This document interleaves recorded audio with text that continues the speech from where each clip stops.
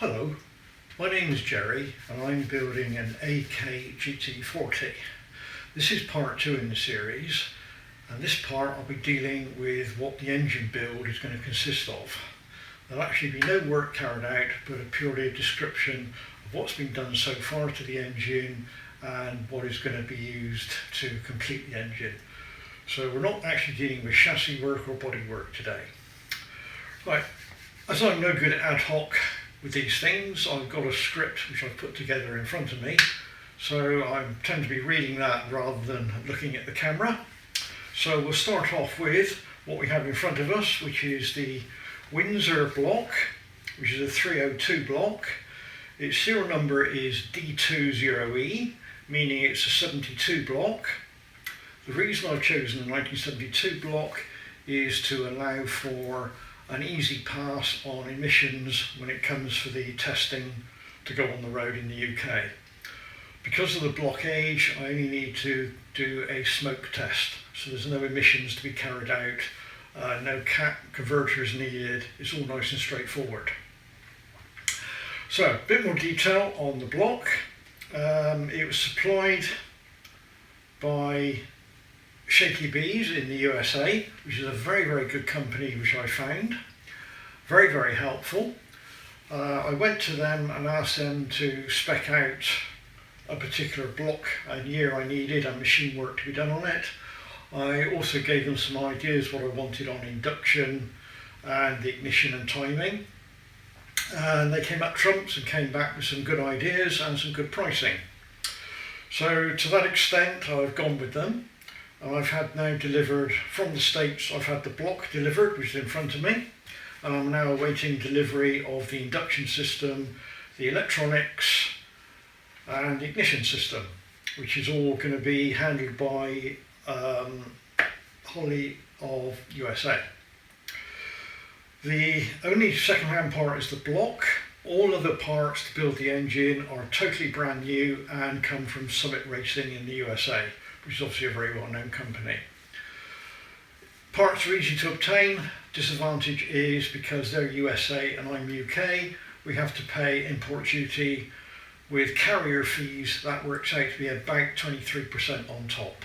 The same with the block, I have to pay about 23% for import duty, and obviously there's then the cost of shipping as well, which with a block was not cheap. So let's deal with details on the block, what's been done.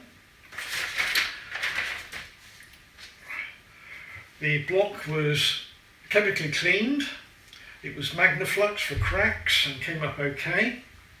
It was then bored plus 30 thou. All the bores came up nice and clean.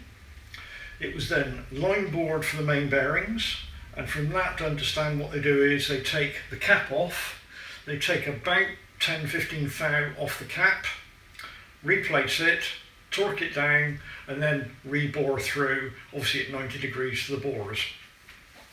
Also had the faces, the head faces machined just to bring them flat again, and all this was done using torque plates and using ARP fasteners. So when the block arrived, all that work had been done, complete with the ARP main studs and the ARP head studs, as they used those when they did the machining.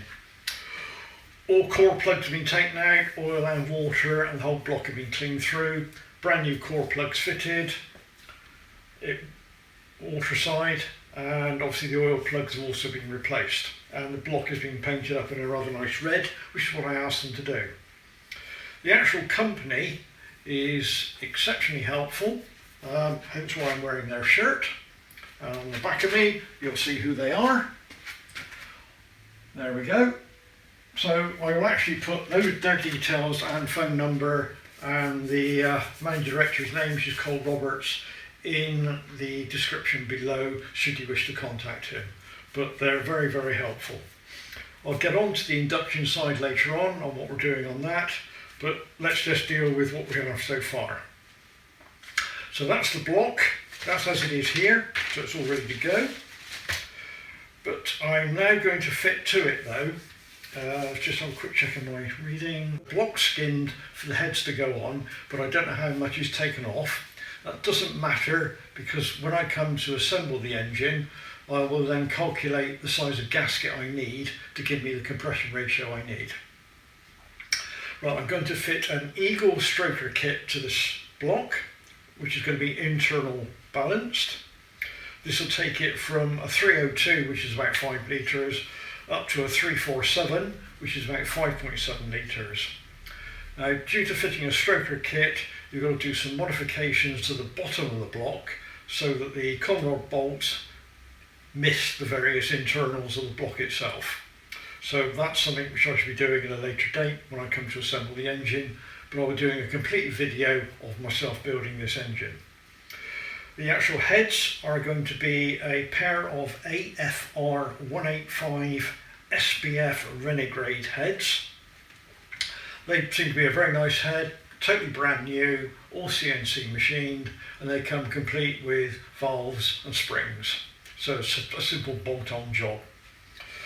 The injection is going to be an 8-stack fuel injection, and I'm waiting off delivery on that.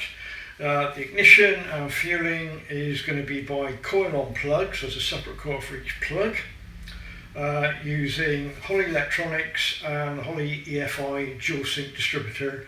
That's going to give me my cam and engine timing signals. Initially it's going to be a wet sump system, but possibly going to a dry sump later on. Wet sump to start with because it's nice and it's easy.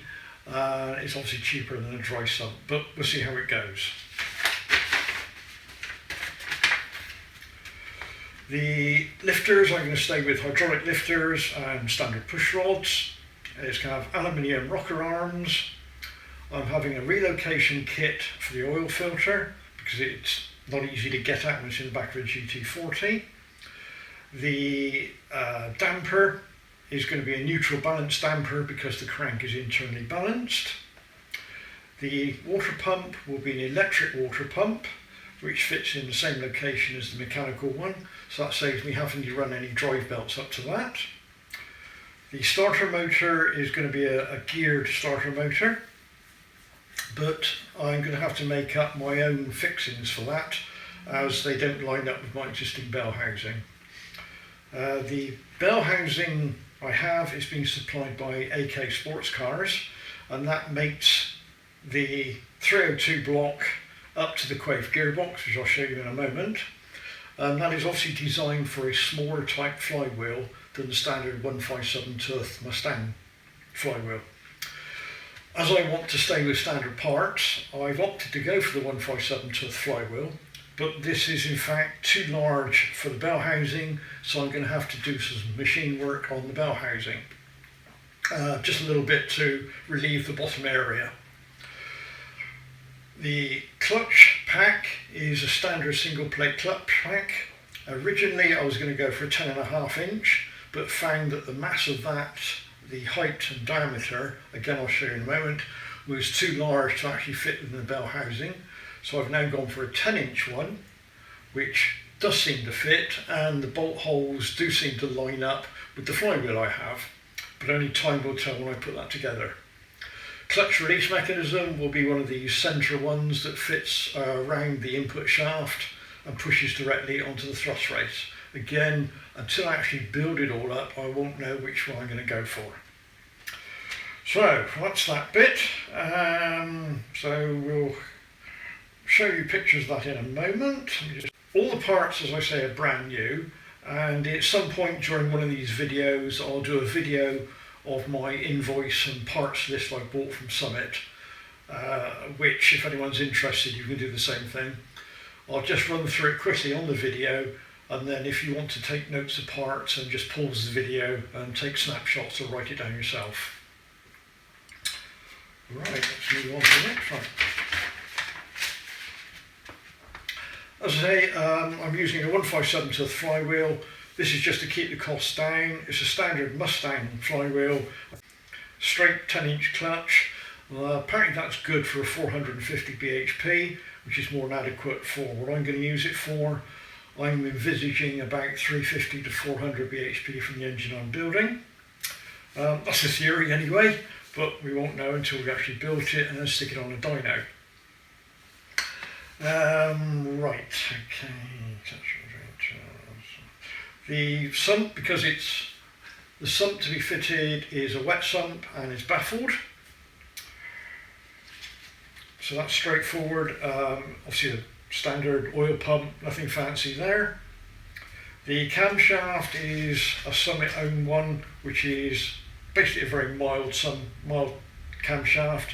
As this is mostly going to be a road car, not a race car, but I hope to do some odd sprints or hill climbs with it, so a little bit of competition.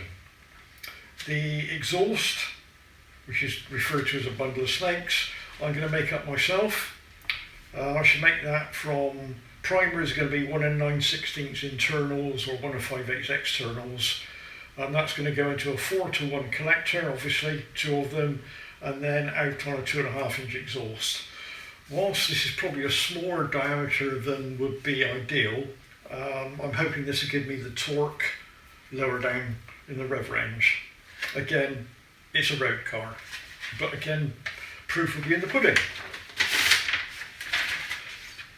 The question is, why am I choosing this route to build it myself when I can obviously just go and buy a blueprint engine or whatever off the shelf in the UK?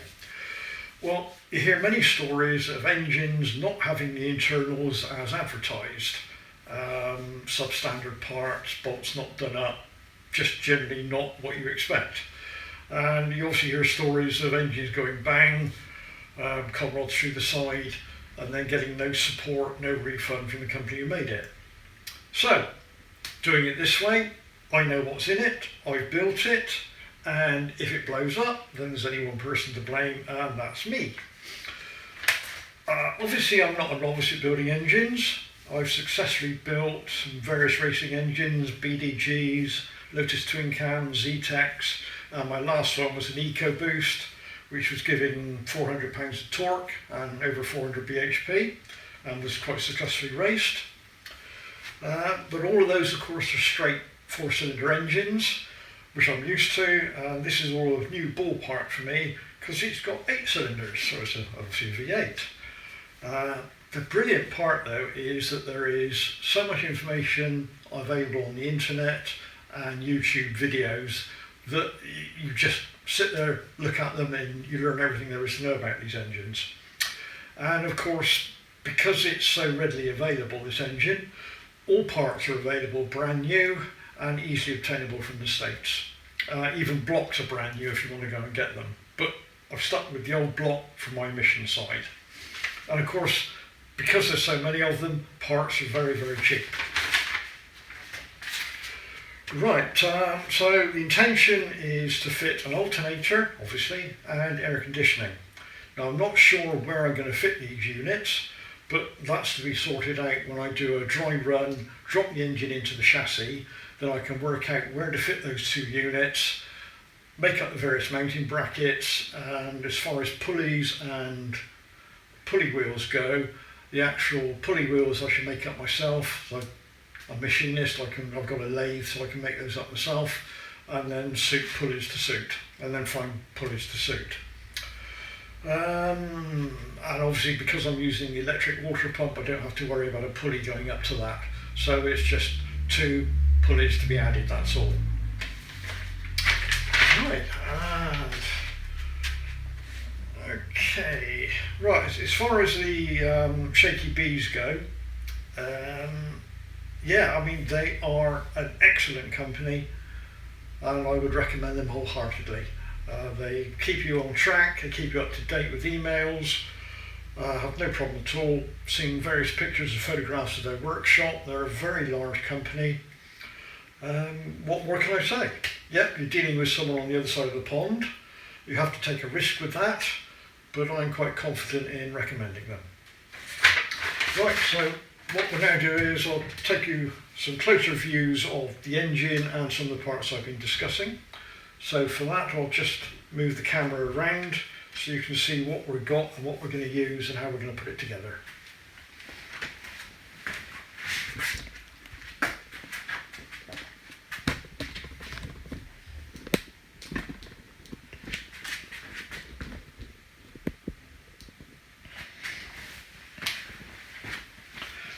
Right, here's the engine on the engine stand. She's upside down at the moment, so I'll just rotate it over. You can see that it all looks very, very new, as to be expected. I've had a good look at it. All the bores are well honed. The bores for the hydraulic tappets are all nice and clean, no scoring in those whatsoever.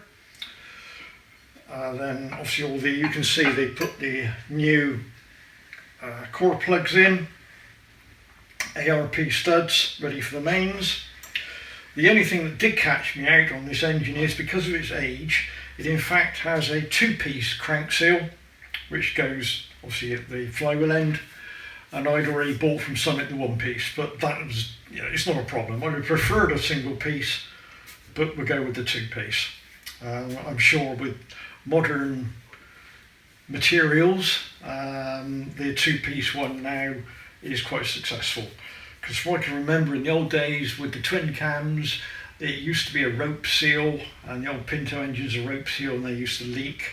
But I think, as I say, modern materials is a much more improvement. So there we have the block, and just give you some closer pictures of it.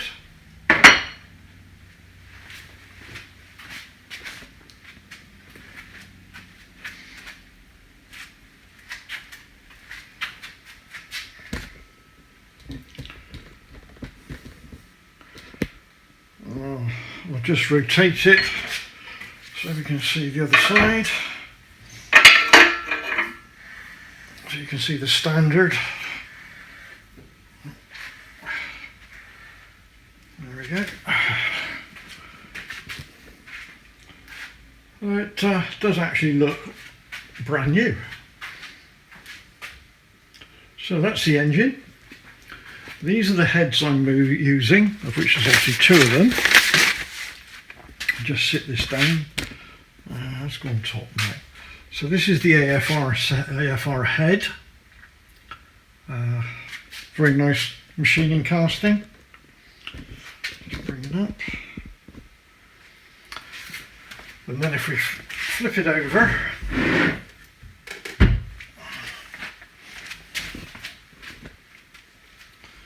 again, as you'd expect, all brand new.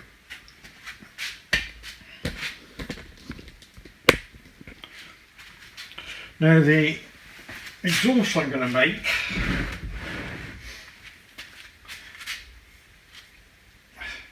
is going to consist of, I think this is going to show up, that's the 4-into-1 collector, which I've purchased ready-made. I mean, the actual welding and putting together this 4-into-1 collector is absolutely outstanding. And I think they're about 40 or 50 quid each. I just couldn't even attempt to make it for that amount. Although I can weld, there's just no way I can make it to that standard. So we've got two of those. And I'm going to buy mandrel bends, 1945 degrees, and then cut and butt weld and make up the shape that I require. As far as connecting onto the actual head itself, I purchased these water cut stainless steel, I don't know what you call them really, manifold adapters, of which the pipe will fit into, and I'll swage it out so it actually fits that shape. If we look into the actual head itself, which I'll zoom in so you can see, there we are. I think that's going to be in focus. As you can see, the actual stainless steel part I've got is bigger than the head. So when I've swaged the pipe out, I'll then take a little bit out of the head itself, so we've got a nice flow coming out. So that's that side. Then we have here, what have we got here? We've got the crank, conrods, and then we'll move down to the clutch area. So there we've got the quaif box with its bell housing, which is bolted on at the moment. And then we've got the standard 157 tooth flywheel, and a 10-inch clutch and 10-inch clutch plate. Now we know the clutch assembly itself, this part, will actually fit into there without any problems, but obviously the flywheel is too big a diameter. And let's see if I can get the camera right. What I'm going to have to do is to actually, the flywheel itself clears the top with no problem, but when it comes down to this area here, roughly where my finger is how much material I've got to remove up to there, and that's then got to go back in. It's already been removed, but that's for obviously a smaller flywheel, so I'm going to lose that bottom bit. Now none of that is actually used when it's mounting onto the engine, so I don't have any problems there. That really just about, put the camera down. So that sums up everything, I think, for the moment as far as we're going. So the next video, which will be video number 3, I hope to start and show starting to build the engine. I've got to do various tolerance checks. I've got some plastic gauge to check on the bearings to make sure that everything's got the right tolerances. Then we'll start to build it up, and I'll do a blow-by-blow account of putting it together and listing the part numbers of what I use as we go along. So hope you've enjoyed watching this video. If you've got any comments, any questions, I'll attempt to answer them. Thank you for watching.